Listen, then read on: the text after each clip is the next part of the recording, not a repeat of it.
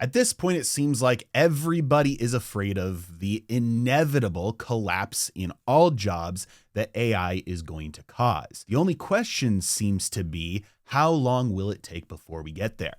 But what if I were to tell you that something very similar to this has happened not once, but many times, and the outcome will likely be very different than most expect. If we go back in time just over 50 years ago, we get to the invention of the automated teller machine, an ATM. And just like ATMs today, this one that launched in 1967 allowed people to withdraw cash. And as Alex Johnson points out in a great thread he wrote on Twitter, in 1977, roughly a decade later, Citi had spent $50 million to install ATMs in many of its branches. Now, at the time, it would have been reasonable to expect that the reason these big companies were spending so much money on automating these jobs that a teller could do was because they expected that these automated machines would replace those human jobs. But in reality, for years, as this technology was built, purchased, and rolled out,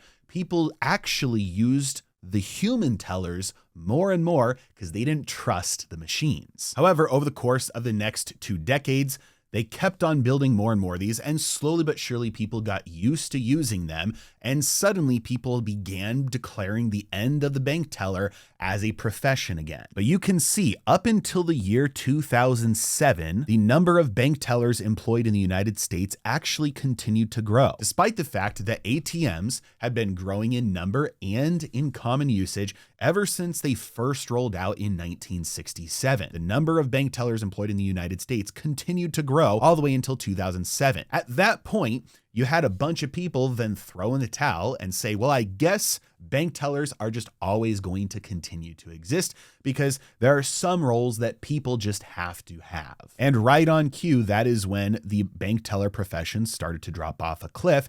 And for the last 2 decades now, it has been on the decline. Today, people use ATMs and digital mobile banking on their apps and on websites far more than they go into office in person to a branch. Now, in case you're just thinking this is an example of technology being overestimated in the short run and underestimated in the long run. By the way, guys, if you would like to know how I'm personally navigating these markets, then you need to attend my event coming up. It's called my Portfolio Accelerator Masterclass, going live on Zoom Thursday, June 18th at 7 p.m. Eastern Time. During my Portfolio Accelerator Masterclass, I'm going to show you a trading strategy that I've used that's allowed me to supercharge my portfolio returns over the last 5+ years. In fact, I've used this strategy to almost triple the returns of the S&P 500 in my overall portfolio. And I've absolutely demolished it in my personal trading account. But don't take my word for it, because on Thursday, I'm just going to show you exactly what I've done and how I've helped others do the same. So if you are interested in learning how this strategy works and getting the complete breakdown of how it amped up my overall portfolio returns, all you have to do is register by clicking the link in the description below. Attendance for the event is completely free, but spots are limited, so don't wait. Look forward to seeing you there. Consider the fact that in 2024, Chase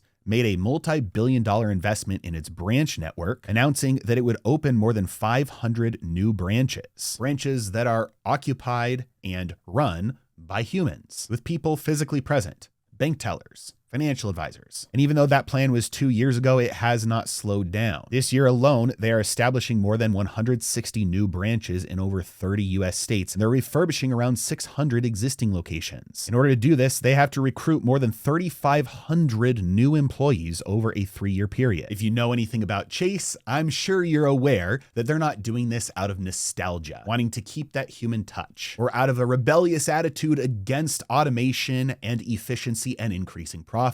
They're doing this because this is going to make them more money, not less. Now, it's absolutely true that all these new employees and all of these new branches and all of the renovated branches are not being done because Chase is expecting people to go into the branch in order to move money from one account to the other account, or even to withdraw cash. The strict role of the teller has been largely automated away through technology. But the key thing here is that that did not result in less jobs for people in the banking or the financial industry. It is resulting in more jobs. It is just that they are taking on different, more productive roles. And we can see something very similar playing out in real time as we look around at jobs data today. as everybody is declaring the end of the software engineer, the coder, the programmer, or any other job that they think that AI might be able to automate away. Yet, when we look at the thing that AI does very well, like programming, we can see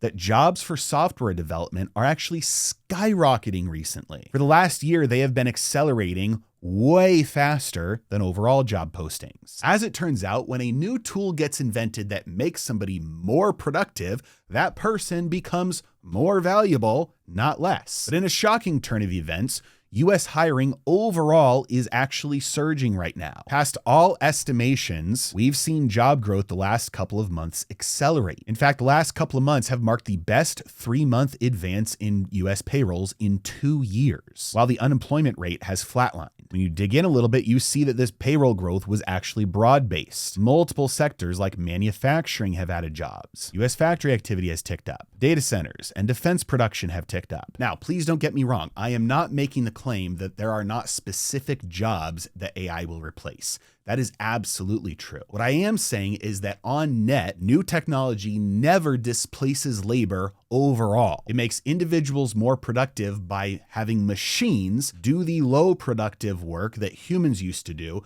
freeing up that human labor for more productive activity. You would be very hard pressed to get a job working on a farm today using a hoe to till the fields, because we have machines that do the job of hundreds or thousands of humans with a hoe. And that is a good thing, because now we don't need to lock up all of that human labor just to produce our food. We can have machines do the work of hundreds or thousands of humans to produce our food, and those humans can go do other things that are more productive. Goldman Sachs recently updated their report on occupations that they think are most likely and least likely to be substituted by AI. Over on the left of the jobs that they think are most likely to be substituted by AI, we have things like telephone operators, insurance claims clerks, bill collectors, billing clerks, telemarketers, payroll clerks, legal assistants, and a few more. However, there are some jobs that they think are most likely to not be replaced by AI, but augmented by AI. This would be things like education administrators, construction managers, CEOs, physicians and surgeons, first-line supervisors, lawyers, airfield operations specialists, and a few more. The other thing that is important to recognize is that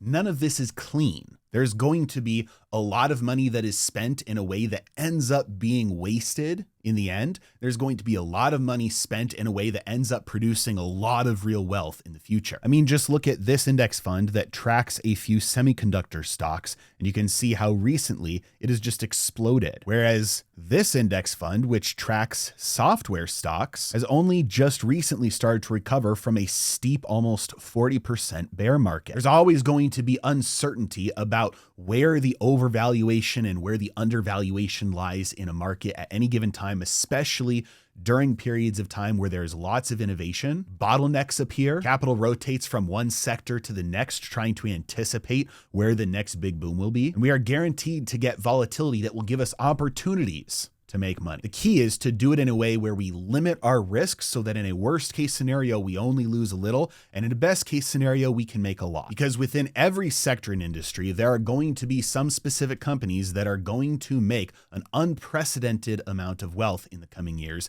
and others that are probably not going to exist in the next couple of years. Don't sit on the sidelines and wait until you're certain about how it will play out, because by that time, all the profit opportunity will already have been priced into the market and it will be gone. The presence of risk means the presence of opportunity. You just, again, have to do it in a way where you're mitigating your risk as much as possible. You don't mitigate your risk by sitting on the sidelines. All you're doing there is guaranteeing that you miss out on anything, losses including gains. So keep your head down, get to work, become more and more valuable to your employers, to your customers by learning more and more valuable skills, making sure that you consistently have more and more to offer that they are willing to pay you for. That's the definition of providing value. And if you want to learn my playbook for how I am navigating these markets through this unprecedented volatility and unprecedented opportunities to make money, make sure you join my event on Thursday, the 18th, 7 p.m. Eastern Time. Link is in the description below. As always, thank you so much for watching. Have a great day.